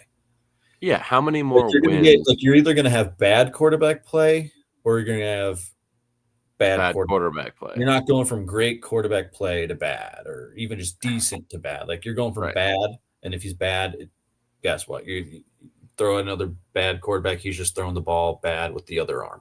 Right. The question is, how many more wins, especially in that division, is Dillon Gabriel really going to get you more than Shador? And obviously, we haven't seen Shador yet, but can you imagine? But how? What is it? One more win? Is it one? Is it two? Two at most? Well, I imagine that if you were to put Shador Sanders in a game over Dillon Gabriel, Shador Sanders could go 17 of 32 for 167 yards and 2 touchdowns. Good, but that's the thing. You could definitely go. That's the thing. This is all like 35 speculation. 156 yards. He can go 19 for 33 for 190 yards. I guarantee he can do all that. Oh, you're reading Dillon Gabriel stats. Yeah, I guarantee he can do all that. So it's not like worst comes to worst, he goes what? 15 for 32? Like that's bad. Like he can give you those numbers that Dillon Gabriel is giving you, if not better. Yeah. I realize we skipped over one. Well, we're picking Baltimore, so we could hit whatever. Baltimore there. All right, we did skip over one. My bad. LA Chargers going to Jacksonville to play the Jaguars. Chargers 3-point favorites, and I think they cover that and more. Yeah, I picked Chargers this week as well. 7-3. Chargers gotta start looking a little bit more like a dominant team. Some of their wins haven't looked very like dominant. They've kind of been playing this weird football. I think that they get back on the horse here and give the Jaguars an L to make them 5-5. That seems right. I think Jags as well as they started. That's probably going to be my I survivor pick, by sadly the way. think you have plateaued. I think it's all downhill from here as far as Jacksonville goes. That would be my survivor pick if I didn't pick them already for 100%. Yeah. All right. So we got Frank. How do you feel about Judkins over 7.5? I say you smash it. I mean, I'm pretty sure he's averaging like 21 carries a game or something, or 20 or something. I think you smash that one. If they're down against the Ravens, though, do they keep giving him the ball? I don't think it matters. I think they're just going to run them. I think Cleveland knows that their quarterback stinks. And yeah, keep an eye out for. I mean, outside of, so you've had over, what's the line? 17 and a half. 17 and a half. Outside of week 1 where he didn't play and week 2 where he was limited. So I'm going to take those weeks out.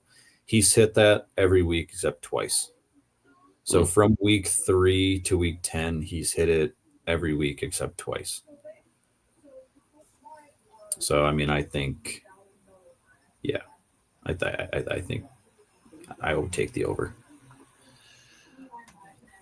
I see. I would hit under, so take that with a grain of salt. But I don't have I've been tracking, Quinshawn like I'm that. saying Probably take Cody's advice over mine, but I would say under.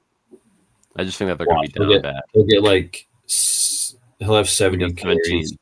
He'll have 17. They run it, give him 18, but then it gets called back on like a holding or something. Yeah. That's the nature of the beast, brother. It's thankfully that's never happened to me, but if that has ever happened to me, I don't even know. I'd probably freak out. All right, we got Chiefs going to Mile High to play Denver. Chiefs 3.5-point favorites. Denver will be without Dobbins. They are already without Surtain. I think the Chiefs are. I said it. I don't know last week or 2 weeks, but I think they're back. I think, out of the playoff picture right now, but they'll be back in. They're going to find themselves as, 5th seed, and if Denver implodes and Chargers implode, maybe even the 3 seed, 4 seed. I think Chiefs take this here. I got Chiefs as well. Chiefs need to be better than 5-4, I think, is what it really comes down to. And Denver, I don't want to say, take anything away from Denver. I mean, the thing with Denver is we can say the same thing about Denver as we did about New England before. Like we were saying, New England beat the Jets and this and that. But then you also got to think the Broncos beat the Titans and the Bengals with Jake Browning and, not the best teams in the league. So we can say the same thing. That's what I was gonna kind of mention. Like they just barely beat the Giants. They had to come back and beat them.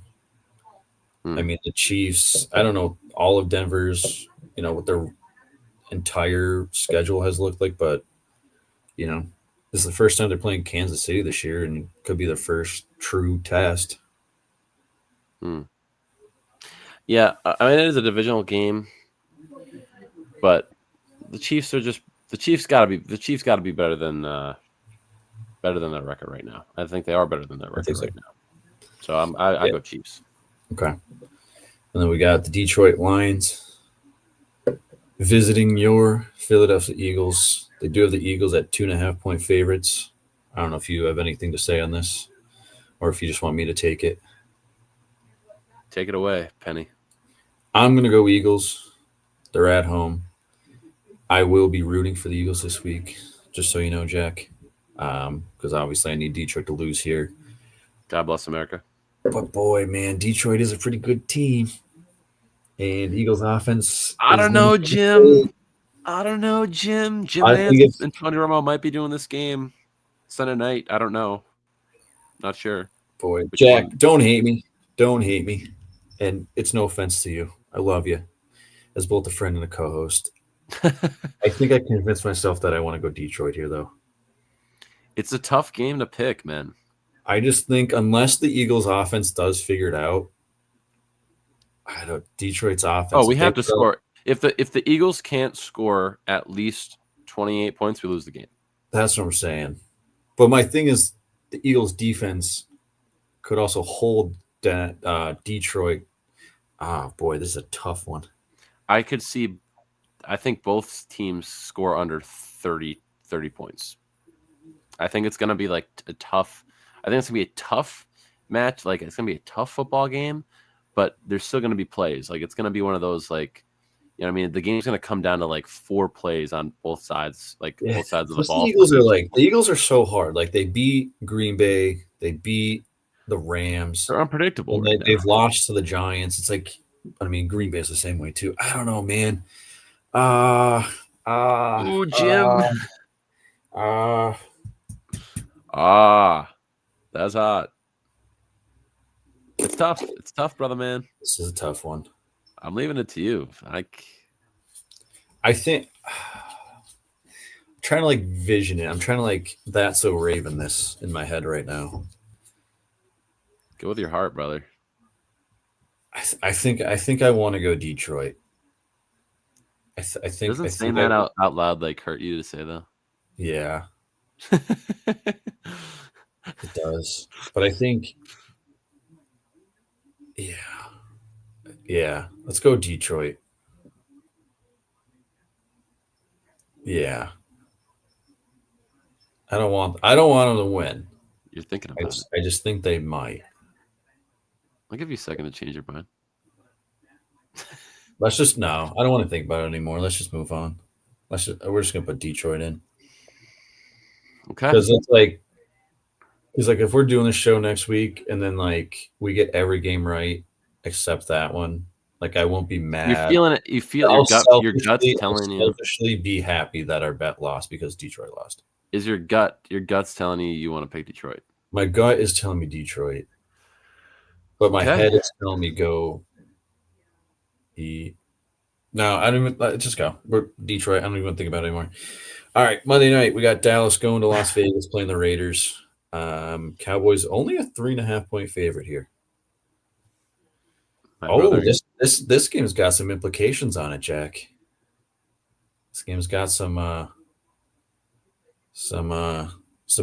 even behind the scenes. I think we talked about it on the show, but some sweet life implications here. Maybe for this reason, I got to ride with the Raiders. Well, also, let me know if that buzzing hits. It's back. It like fades out. It like comes in and out. Okay. Like it was really loud to start, but now it's like quieter. Is it noticeably bad where I should just unplug it for 5 minutes? I mean, yeah, I'll let it go. Noticeably. I'll let it go. I'll let it go. I'll let it go for now. Well, this is the last game anyway, and then we got a good 5 minutes. I think I'm gonna ride the Raiders just for the implications that are on it. Before you even said anything, my friend, as I will acknowledge my Eagles bias and my hate for the Cowboys, gotta just speak my truth. However, I like to think that I am still an unbiased watcher in ball knowledge, consumer. I don't know what you want to call it. All ball knower. But I've given Dallas more credit than probably some Dallas fans have even given Dallas this season with the way that they've been moving the ball on offense. Yes, their defense is offense is great. Defense sucks. Their defense is very ass. However, I think they are akin to a team like the Bengals, which is very high credit. And I'm not just saying the Bengals right now with Joe Flacco, but I think their team right now reminds me a little bit, and I'm not comparing Dak to Joe Burrow at all. However, their offense reminds me of the Bengals offense last season, where they're going to average 32, 36 points a game, but their defense is just going to kill them. Their defense is going to be what makes them lose every football game. Sure.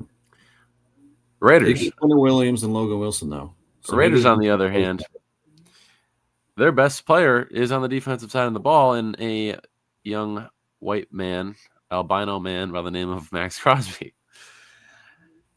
And I picked the Raiders to upset the Cowboys this week in prime time. Cool. I think that could be the surprise game. I think that when we talked about the surprise games, we mentioned the Titans potentially being a surprise game.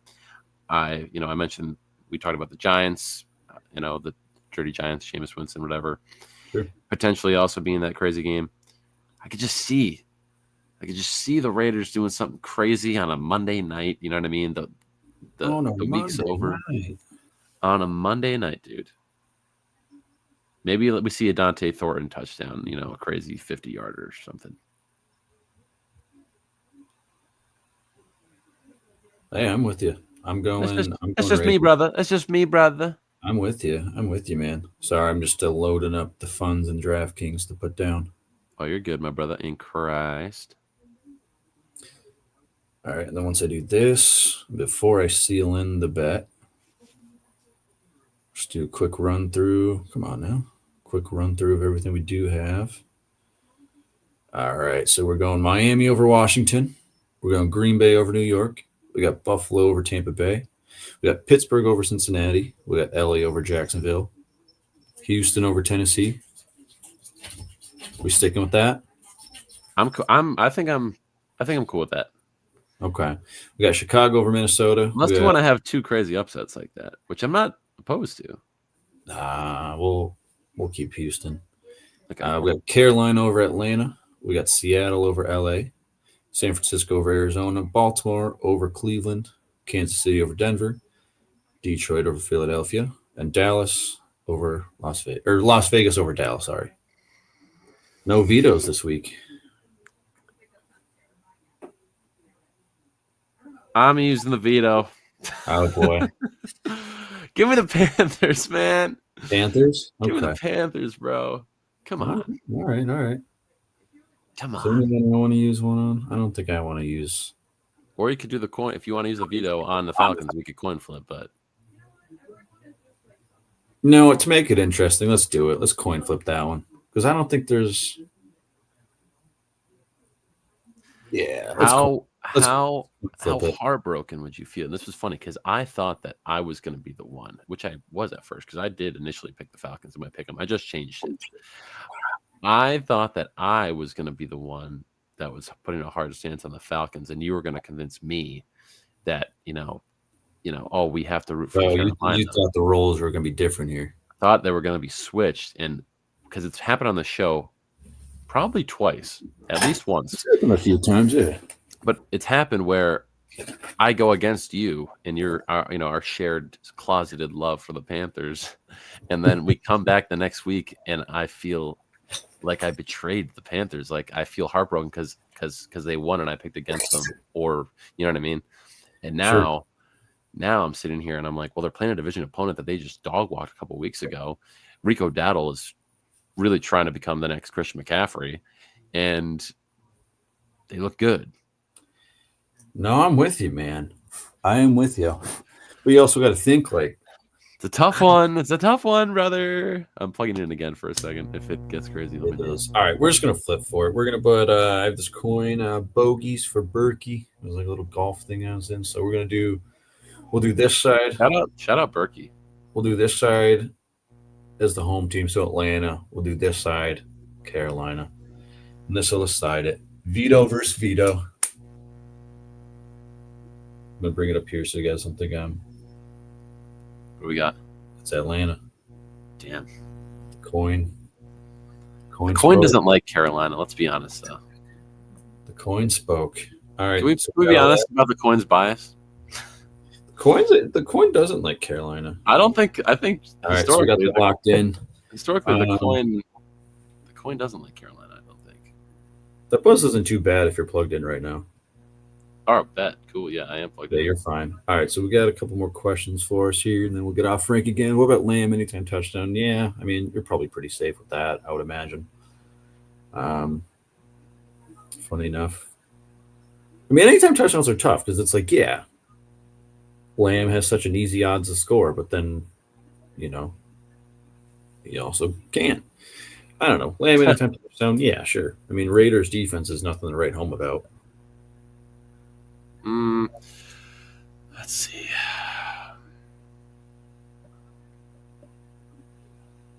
Lamb's probably due. I'd say it's. I'll tell you right now, anytime touchdown. I mentioned it earlier on the show. Mr. Frank, you've been with us pretty much the whole show. Shout out Frank, man. He's been here just about a full hour and a half. Yeah, my anytime the whole time my non-biased aside anytime touchdown this week is AJ Brown. The man is so due. He's beyond due. He is overdue, in fact, for a touchdown. So I think him, and I think think RJ Harvey is also pretty good. We talked about him a lot. We talked about RJ a lot on the show. This was a big RJ show, wasn't it? It was a big RJ show. I think it was a really big Sticky Ricky show. Was Shout it out Sticky Dave. Ricky? Yeah. Yeah, I mean, what about, yeah, I mean,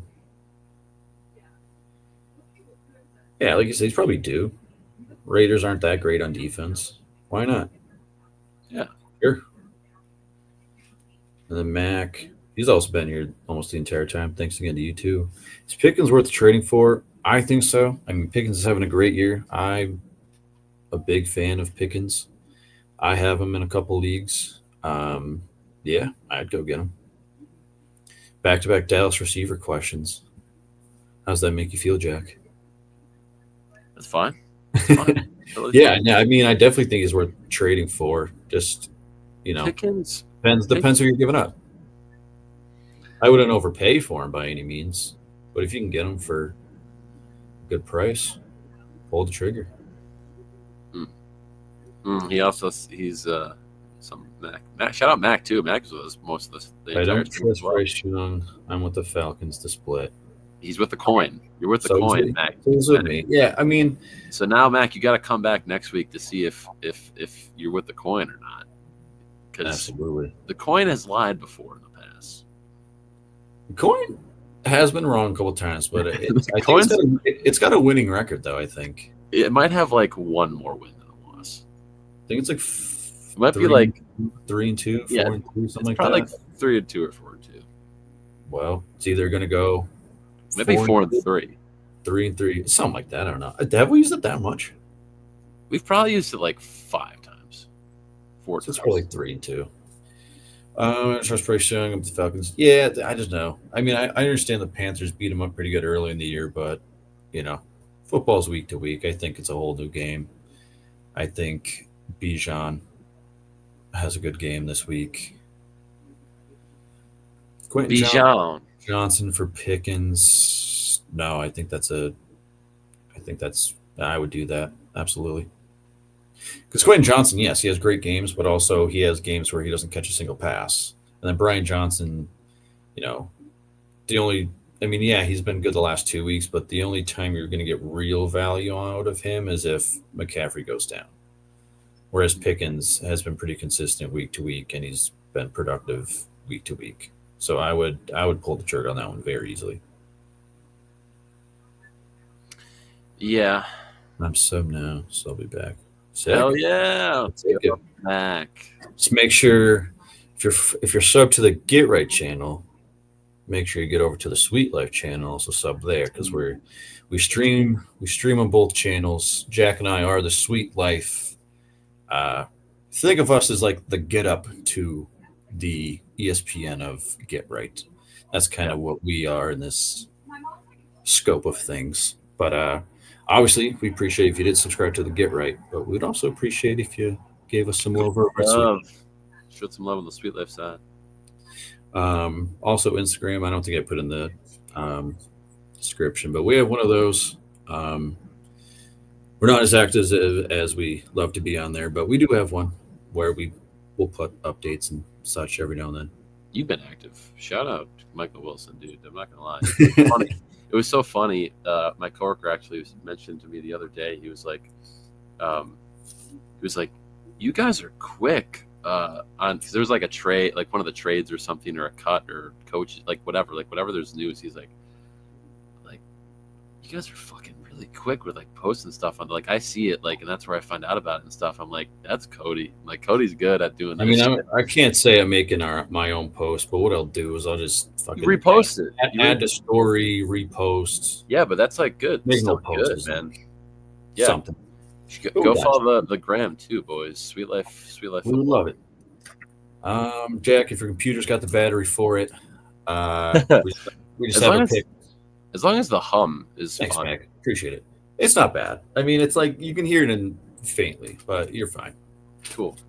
I don't know who. I think I picked last. I don't remember. So you can have this one. Pick first.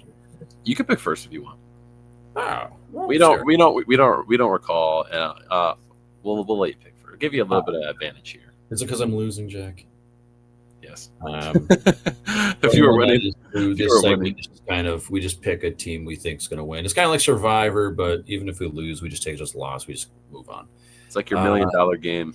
Who you think can definitely win? You got to put. So to recap, Jack, you've gone Eagles, Bills, Raiders, Cowboys, Colts. I've gone Bears, Buccaneers, Packers, Falcons, Chiefs. And I think my strategy is just to stay with your ESPN. Stay with my ESPN because still rolling in that. And in there, I have the Titans winning. So I'm dead ass. Not Titans. I meant Texans. Sorry. Texans beating the Titans. Is Freudian slip? Man, fuck. That's twice this show. Dude, the Titans are going to win. Lock it in. Titans money line. That's twice I said that. You said it twice by accident. Yeah, that's what I'm saying. It's too late. Man, you put the bet slip. You put the bet slip in already, right? I never locked in Texans, but man, that's twice I said Titans. Maybe a sneaky like $10 on the Titans just as a side bet. Just all right. What was the payout on our?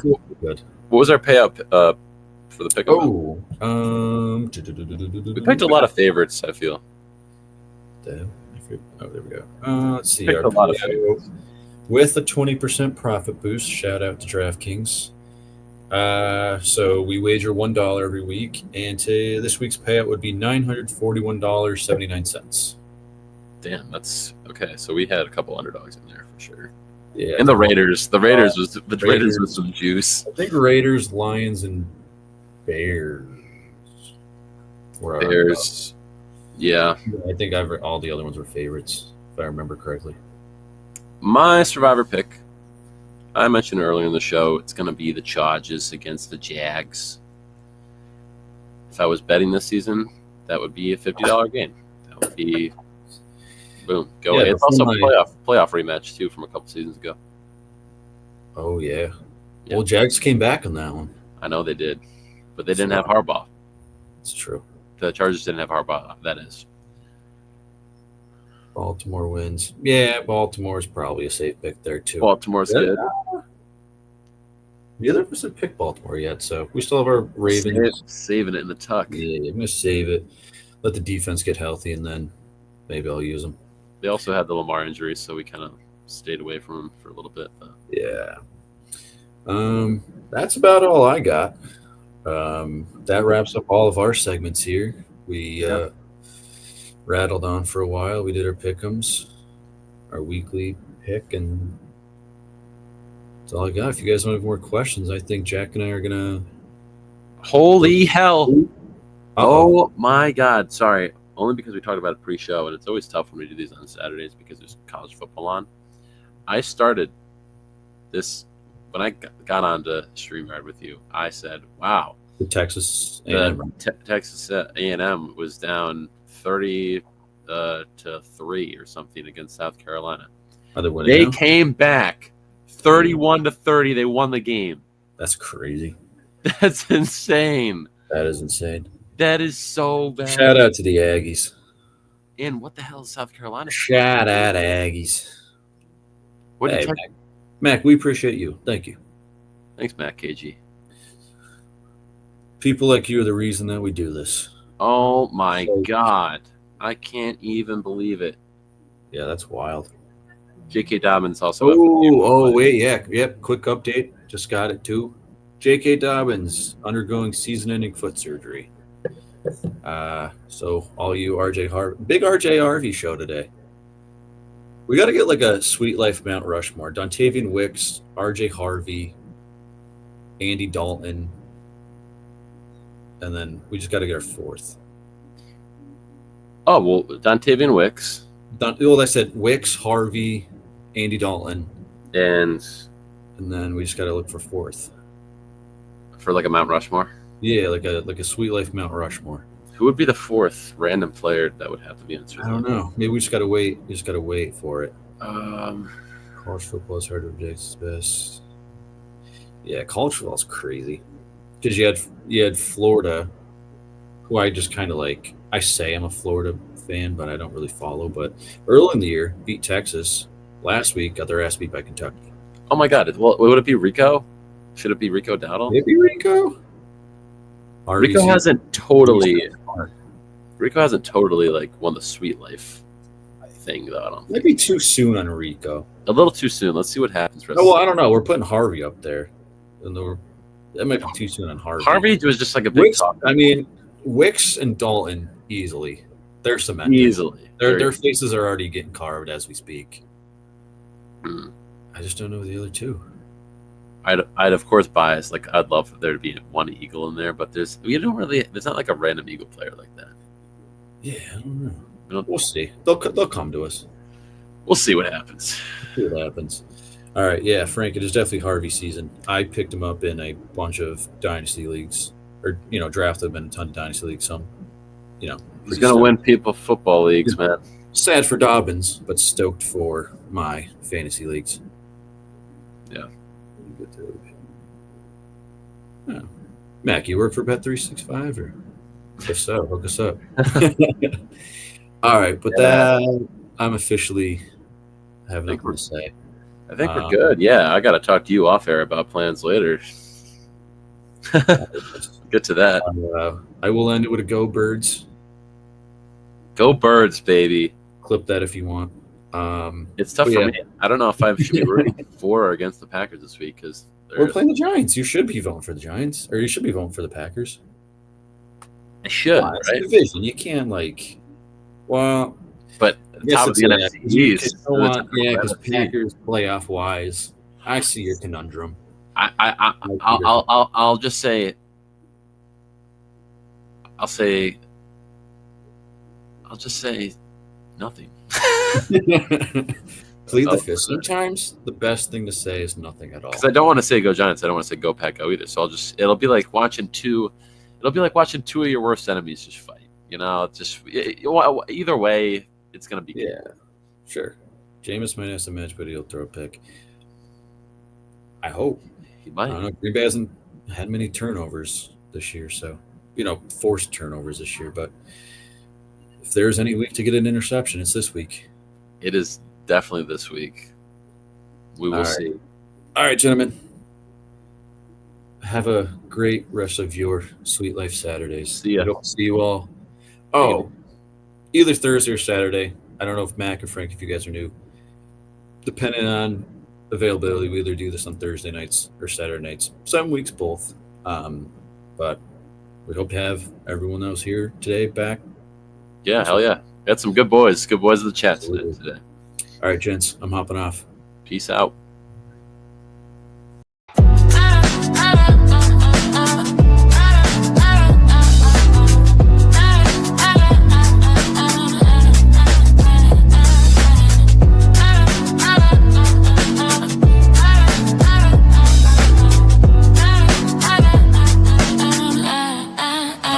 You're tuned in to Get Right Fantasy.